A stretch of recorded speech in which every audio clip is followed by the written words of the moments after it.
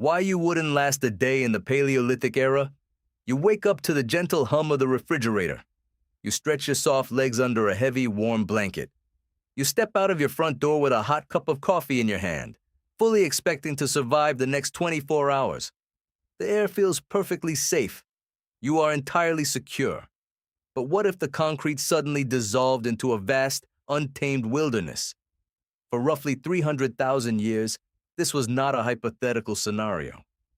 This was the absolute baseline of human existence. Your body is a highly tuned survival engine. It was strictly designed for a world that has completely vanished. You think you are tough. You think you are capable of roughing it. You would not last a single day in the Paleolithic era. To understand why you would fail so quickly, you have to strip away everything you know. There is no grocery store. There is no hospital. There is no emergency dial on a piece of glass in your pocket. There is no police force to protect you.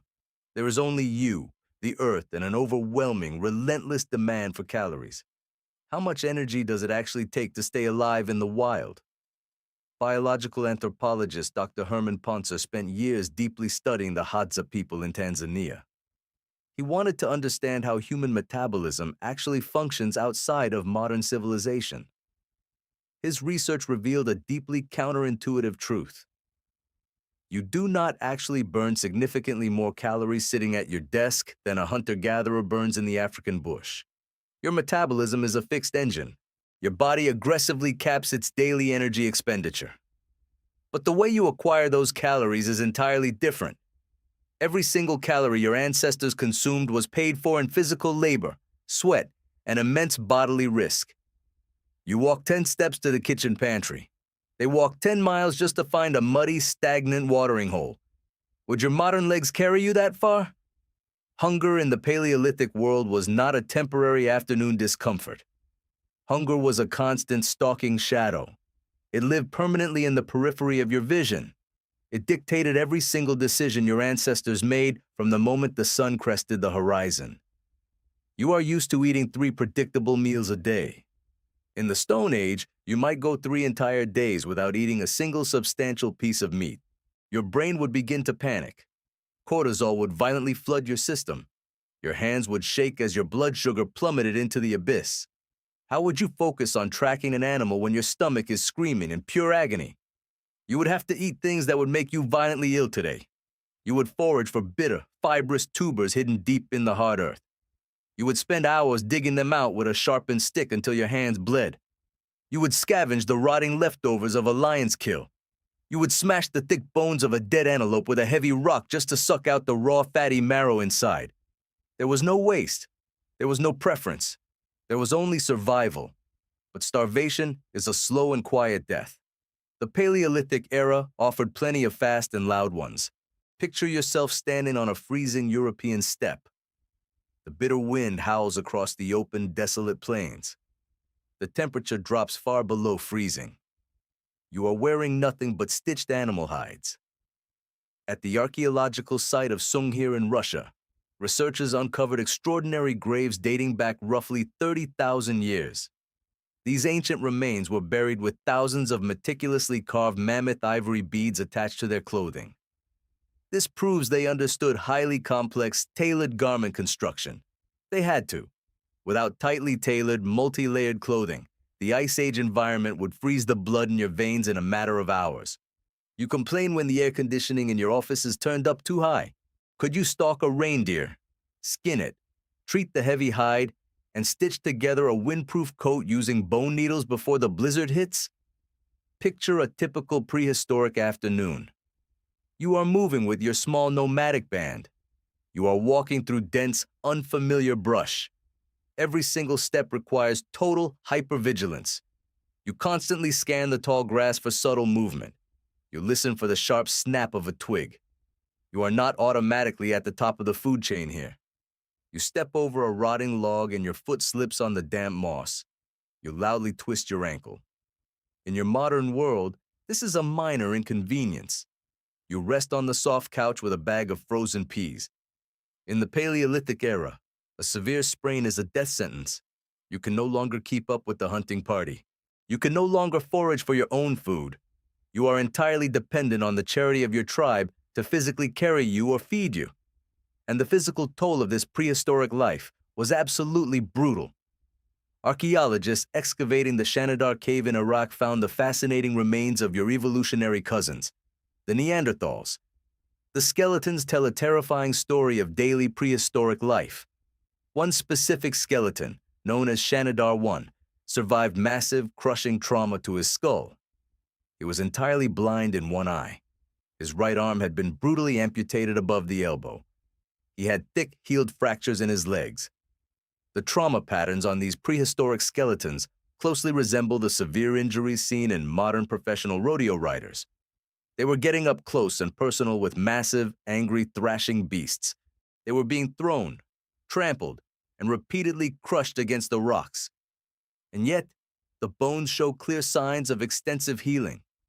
This means his tribe cared for him for years while he was severely incapacitated.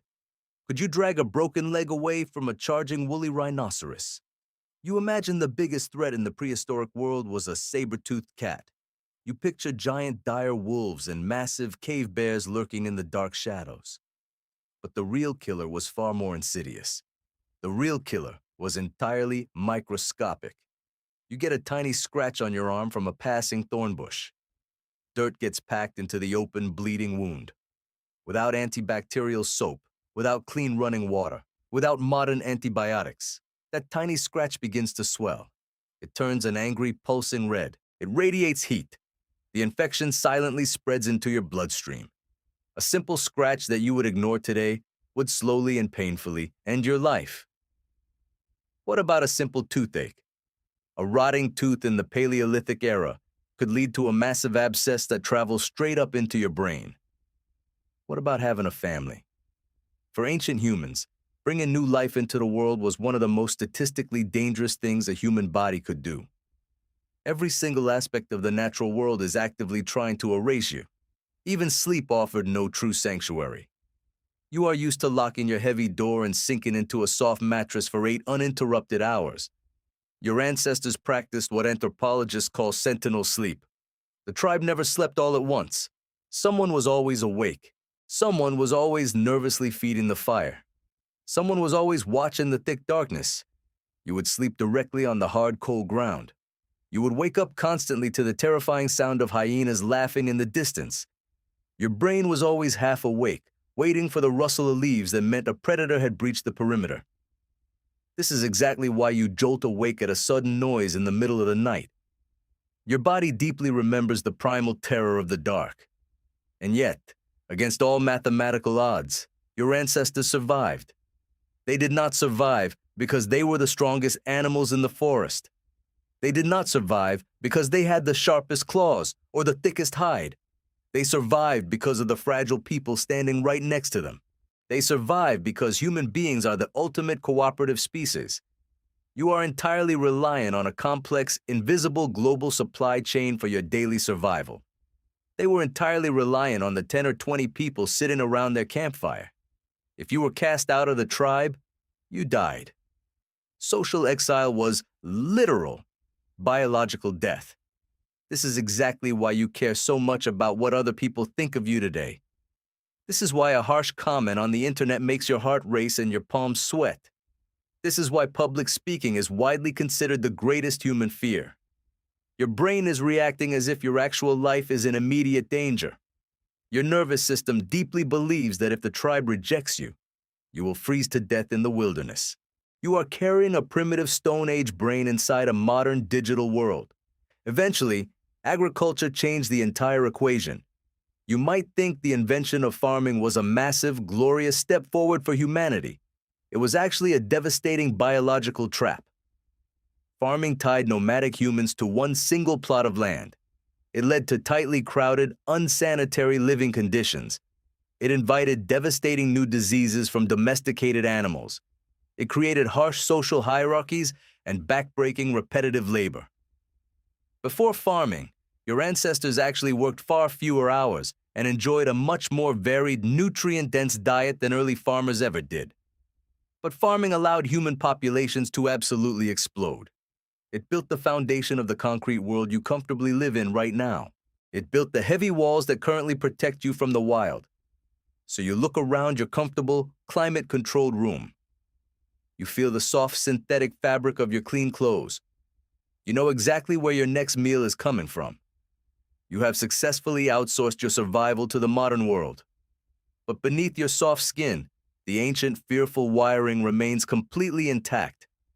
You are still that vulnerable creature standing on the freezing step. You wake up to the gentle hum of the refrigerator,